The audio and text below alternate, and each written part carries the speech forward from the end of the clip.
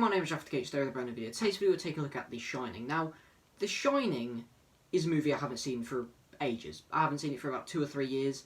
And since I've got my new Blu-ray copy of it, I decided, you know what, I'm going to rewatch it. I actually watched the extended edition of it, the movie if anyone's curious. But yeah, and I thought, you know what, I'm going to review it because I think I've got quite a lot to say about this movie. So first of all, let's start off with a brief summary of what the plot is. The plot is Jack Torrance and his family go to the Overlook Hotel to look after it. But, well, not everything's what it seems at the Overlook Hotel. You know, Jack's seen visions, or is it the house playing tricks and whatever. You know, you've got just weird stuff happening that's making Jack go absolutely insane. And eventually, he tries to murder his family. So, I love the way that Jack Torrance slowly sort of changes from this nice sort of family guy to just this insane, like, person, really. I think Jack Nicholson is brilliant in this movie, and is probably the main highlight of this movie for me. You know, when he's got his axe, he's going after, you know, his wife and his kid. And, you know, he's smashing through the door with his axe, saying, "Here's Johnny," and all that. I love that, and I think even in the way he walks and sort of, you know, says things, is just brilliant. You can clearly see this man is just completely gone nuts. And it's just, it's brilliant. It's probably one of the highlights of the movie, is that last sort of chase round. You know, when he's dropping down the axe and he's going through the maze, and it's brilliant. Another really great highlight, I think, is the hallucinations of the, you know, the dead sort of twins from the previous caretaker.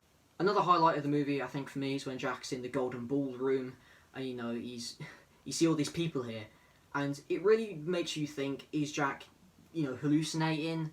Is it the house playing tricks? You know, there's so many sort of questions that don't really necessarily get answered, but it's a nice little thing.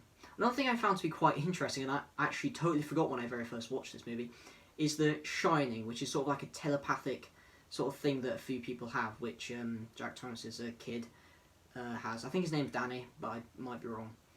And, you know, with this, with the other guy, the chef guy, I always found like that to be quite a nice thing.